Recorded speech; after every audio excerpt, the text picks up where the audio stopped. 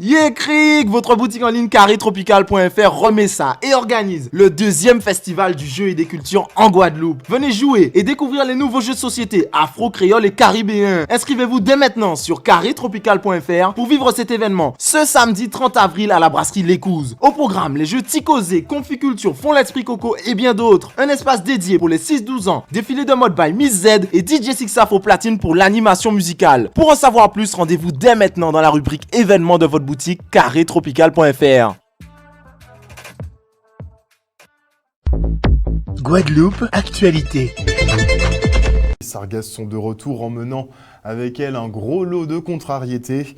À la Désirade, les algues brunes ont déjà envahi le port, ce qui, une fois de plus, va mettre à mal l'activité nautique. Lors de leur décomposition, les sargasses rendent l'eau acide, ce qui détériore les moteurs des bateaux, dont l'espérance de vie est divisée par 2. Un gros manque à gagner pour des sociétés comme la Comadil, qui assure le transport de passagers avec la Guadeloupe continentale. Et c'est sans compter l'augmentation du prix des carburants qui pèse très lourd dans les budgets. Difficile limite de ne pas travailler à perte. Le reportage. On subit, si vous voulez, l'ancien échouage de sargasses.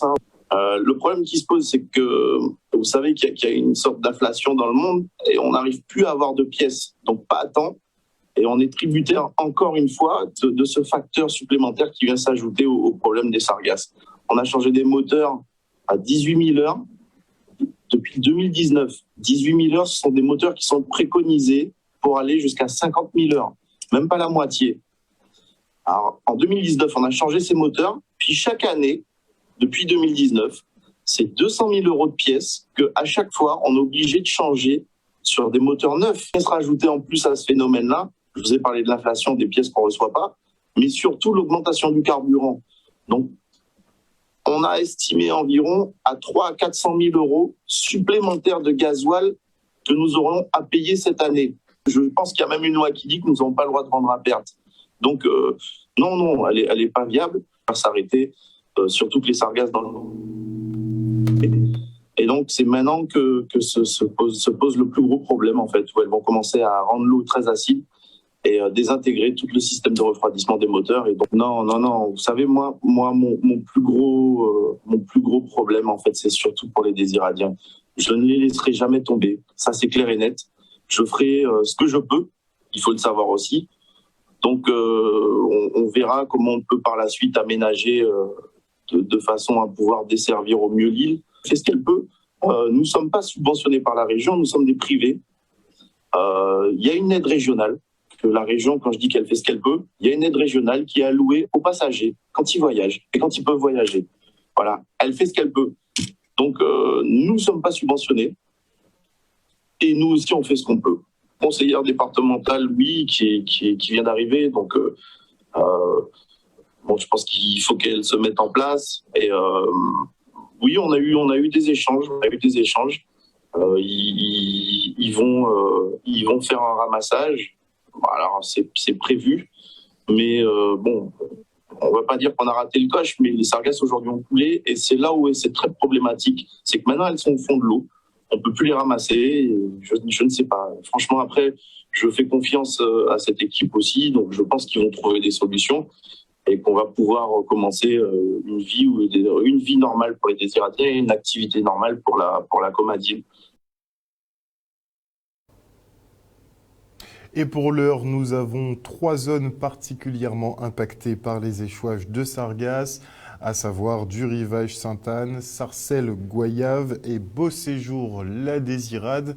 Mais progressivement, effectivement, mais tout le littoral, vous connaissez déjà, en partant de Cap-Esther, on peut remonter jusqu'à Petit-Bourg, même jusqu'à Jarry, même. On passe ensuite sur la Riviera du Levant, on peut arriver aussi au niveau du Moule. Bon, on sait que Marie-Galante aussi est particulièrement touchée en général par ces échouages, ainsi que les Saintes. On attend de voir puisqu'elles ont un peu d'avance cette année. Le leader de l'ONG Urgence panafricaniste est de passage en Guadeloupe, venu porter son soutien aux populations en lutte contre le néocolonialisme, la vie chère ou encore les violences policières. Kémy Séba revient également sur l'arrestation et l'incarcération des grands frères. On l'écoute au micro de Michel Depape.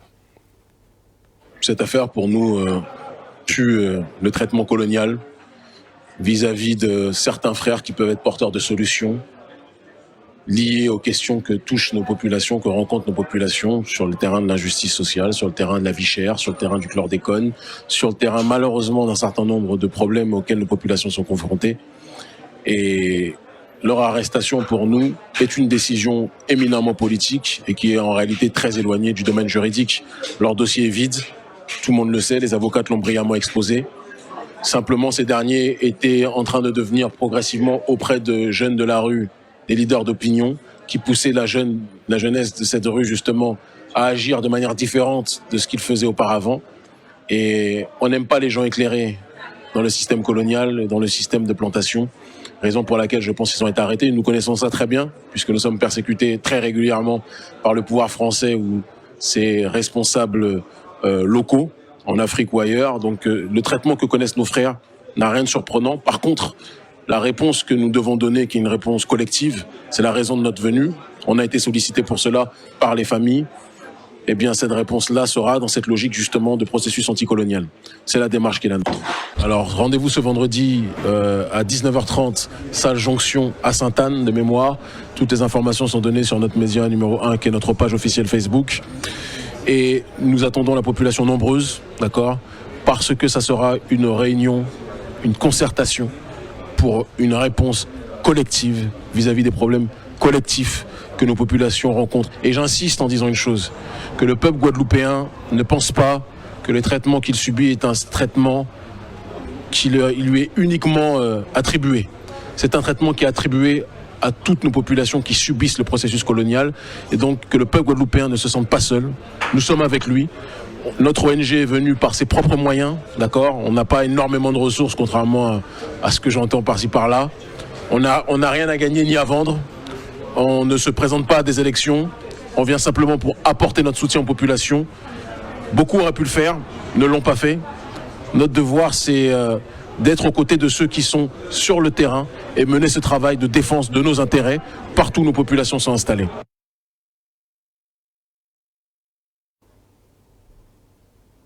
Et on rappelle que les grands frères sont placés sous mandat de dépôt, donc en attente de leur jugement depuis le 17 janvier dernier, soit depuis 3 mois et presque 10 jours. Et afin de valoriser son territoire et obtenir des labels verts d'ailleurs, la ville de Lamentin s'associe au Parc national pour bénéficier de son expertise. Le reste en images. La ville de Lamentin est déjà engagée dans beaucoup d'actions environnementales, naturalistes, et on vient apporter notre expertise et notre savoir-faire à une commune, à un conseil municipal, à un maire qui en exprime le besoin. L'environnement, l'écologie a du sens quand il apporte quelque chose de plus au développement humain, à l'homme, au social, à l'économie, et trouver l'alchimie, trouver l'adéquation, trouver cet équilibre-là, c'est dans cet état d'esprit que nous sommes en train de travailler. Vous ne pouvez pas vous imaginer tout ce que la nature peut nous donner, dans son sens qu'elle est merveilleuse, mais elle est pleine de richesses. Et lorsque le slogan du Parc national Guadeloupe, c'est richesse en nous, ça veut dire que la richesse, elle est là, maintenant on va l'exploiter. Il suffit de se baisser et prendre cette richesse pour en faire un vrai projet d'avenir, un vrai outil de développement pour cette ville de Lamentin. C'est un premier pas. C'est un cadre dans lequel nous nous inscrivons. Ce cadre est un cadre juridiquement protecteur, mais c'est un cadre juridique qui nous permet d'avoir accès à des financements. Si vous n'avez pas ce cadre-là, pour pouvoir discuter, échanger avec l'État, avec d'autres partenaires financiers, avec l'ADEME, avec le parc, le parc national qui est déjà là, mais avec le Conservatoire national du littoral, Mais vous ne pouvez pas, puisque vous n'êtes pas dans un cadre qui vous permet de le faire. Maintenant, c'est comme ça qu'il faut travailler. Il faut être dans des conventions, il faut être dans des cadres, et qui vous permet aussi d'avoir des labels. Parce que si vous n'êtes pas dans ce cadre-là, vous ne pouvez pas avoir des labels. Donc, nous permettent effectivement d'avancer. De grands projets à venir, parce que vous avez un maire qui est volontaire, vous avez un maire qui est engagé, vous avez un maire qui est éco-citoyen, et puis vous avez une population qui adore son environnement et qui n'a de cesse de vouloir la mettre en valeur. Ce sont les clés de la réussite. Et je crois qu'on va réussir. C'est un projet ambitieux, mais qui est à la mesure de la montagne et de la Guadeloupe. Et on n'oublie pas qu'en ce moment, eh bien, les élus sont un peu tous en branle-bas de combat pour préparer les élections législatives. Et les collégiens de Félix Eboué à Petit-Bourg, eux, ont participé à la 5e édition de la finale indoor d'Aviron. Et c'est une classe de 5e de cet établissement qui s'impose au national et prend la première place. Le niveau est bon, même très bon pour ces jeunes qui pratiquent aussi en club, il faut le dire. Et notons que les organisateurs, eux, souhaitent élargir la compétition à tous les collèges du département. Ils doivent vouloir démontrer à quel point nous sommes forts, n'est-il pas? Le reportage.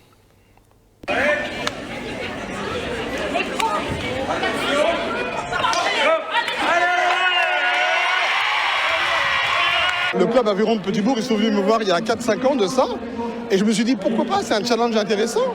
On a des sportifs qui sont en herbe chez nous depuis tantôt. On se dit, pourquoi pas? Et donc, on s'est dit, on y va. Et depuis tous les ans, c'est une manifestation qui obtient de plus en plus de succès et de réussite. Et là, c'est notre 5e édition et je suis fier de voir nos élèves participer autant. Et je donne aussi un grand satisfecit aux enseignants qui sont présents et qui s'investissent pleinement dans cette action. Hein. Nos enseignants d'éducation physique et sportive au niveau du collège Félix Eboué. Et vraiment, je suis fier, c'est bien. C'est une fierté, oui, parce qu'aujourd'hui, au moment que je vous parle, nous avons au niveau national, sur 500 classes au niveau national, la classe de Petit-Bourg, la classe de 5e de Petit-Bourg est numéro 1. Ensuite, à la 5e place, encore la classe de Petit-Bourg qui est numéro 5. Alors, est-ce que je suis heureux ou pas? Oui, mais en même temps, non. Parce que j'aurais aimé que cette compétition soit une compétition au niveau de toutes les classes de 5e de la Guadeloupe. C'est-à-dire que les autres communes peuvent venir s'inscrire dans cette compétition. Et on fera une compétition au niveau non seulement régional, mais aussi une compétition au niveau national. Et à partir de là, comme on dit, il faut que respecter nous. J'ai été le premier surpris. C'est vrai que quand j'ai reçu les résultats, j'ai explosé de joie pour eux, mais on est obligé de me retenir parce que j'étais obligé de garder le secret. Mais je savais qu'il y avait au moins 3 performeurs dans l'équipe, puisque c'est les meilleures filles et le meilleur garçon que j'avais dans la même classe. Donc, a fortiori, c'est une classe qui a fait une performance aujourd'hui. Mais au niveau national, je ne les attendais pas. Et c'est vrai que premier, c'est formidable pour eux. Et c'est formidable pour moi parce que c'est vrai que ça me fait une expérience que je n'ai jamais eue au niveau national avec une classe. Et donc, je les félicite tous. Voilà. Alors les entraînements, on s'est beaucoup appuyé quand même sur les entraînements physiques, d'éducation physique et sportive, mais c'est des élèves qui sont aussi inscrits pour la plupart dans des clubs. Donc les compétences qu'ils ont, ils les ont construites aussi eux-mêmes, bien sûr. Nous, à notre niveau, on les a surtout organisés au niveau technique, au niveau état d'esprit, au niveau méthodologique et collectif. Mais les capacités étaient là, les capacités physiques étaient là, on s'est appuyé dessus surtout. Une nouvelle discipline qui est l'aviron, mais aussi nous sommes investis aussi, la ville de Petit-Bourg s'est investie avec un bateau à voile et donc nous participons aujourd'hui à de grandes courses avec des jeunes hommes qui sont déjà valeureux en termes de travail d'équipe. Nous voulons progresser, c'est pour cela que bientôt nous allons procéder à l'inauguration de la base nautique qui nous permettra de mettre en évidence les facultés et la technicité de bien d'autres jeunes de notre collectivité, de notre territoire, dans différents sports ouverts sur la mer. D'ici l'année prochaine, nous aurons un port avec un port à sec permettant de recevoir une centaine d'équipements. Nous serons fiers de pouvoir encore développer de l'activité nautique à Petit-Bourg. Un reportage signé Olivier Félix. Et retour maintenant sur cet accueil en grande pompe à l'aéroport Paul Caraïbe, où effectivement des Guadeloupéens se sont déplacés pour accueillir l'AS Gosier qui finit 3e de la CONCACAF. Une première pour le football guadeloupéen, donc on dit merci à nos jeunes champions. Le reportage.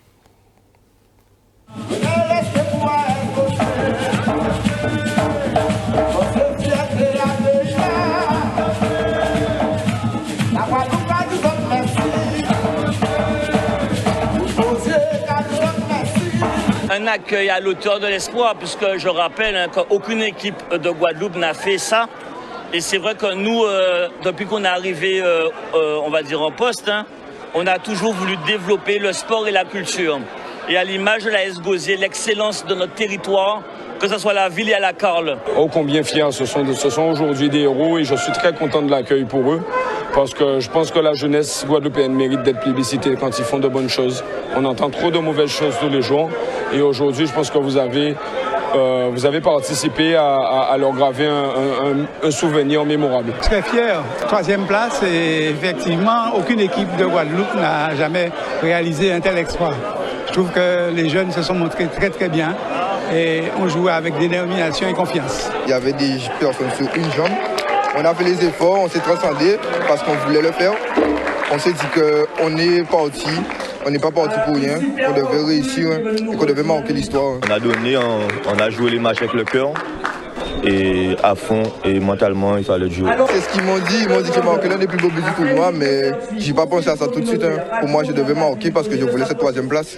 Après, elle est partie, elle est belle et voilà, elle finit en lucarne. Bravo. Même. On n'était pas donné gagnant, on était le petit poussé de la compétition et aujourd'hui on finit sur le podium. C'est une belle histoire humaine et sportive.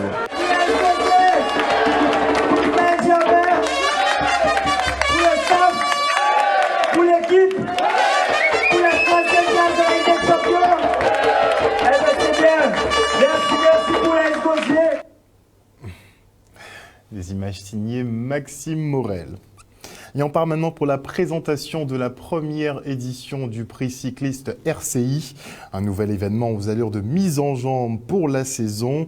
Les coureurs s'affronteront pour cette épreuve en 3 étapes. Un contre-la-montre, une course de montagne et une ligne à Jarry. De quoi faire émerger peut-être les nouvelles fusées du prochain tour de la Guadeloupe. On fait le point avec Michel Salbeau, directeur d'RCI.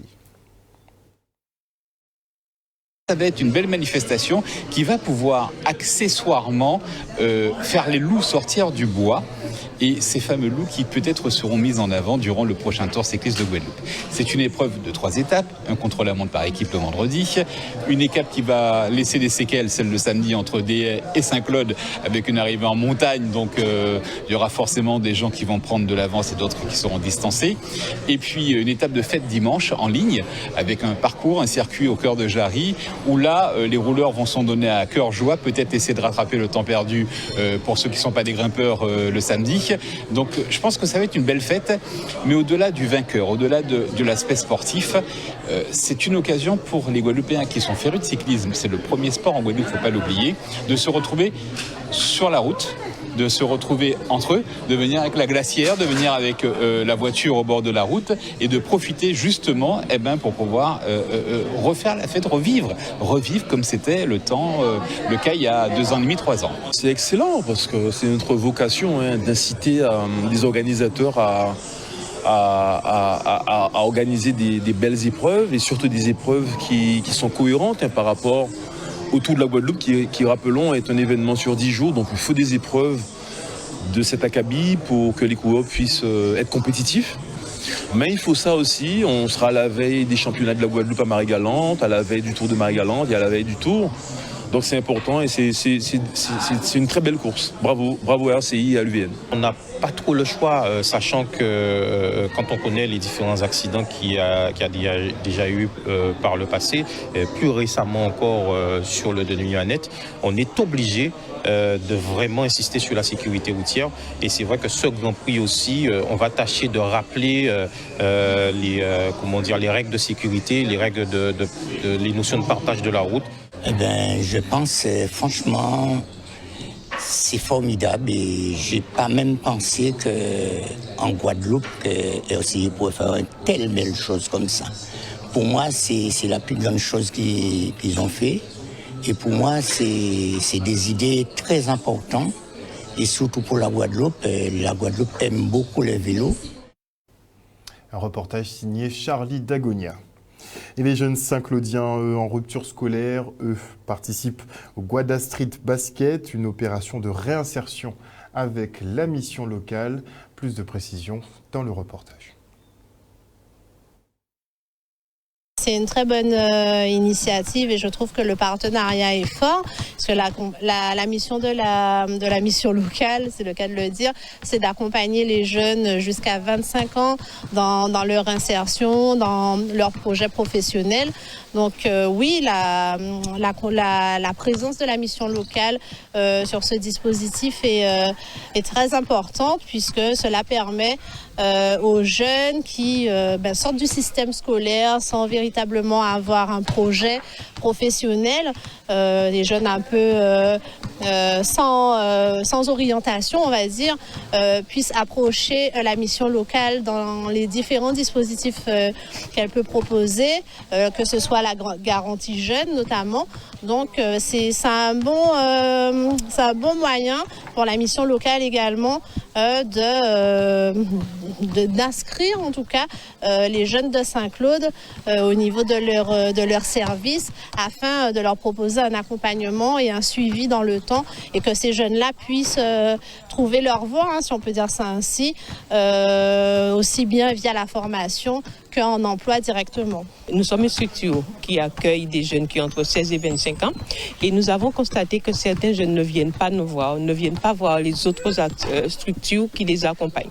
Donc nous avons décidé d'aller vers ces jeunes, d'aller dans les quartiers, d'aller dans les associations sportives, d'aller sur leur lieu de vie. Et nous avons rencontré Insert Sport qui est aussi venu vers nous, qui nous a présenté son projet d'aller dans le cadre du basket, le Guada Street Basket.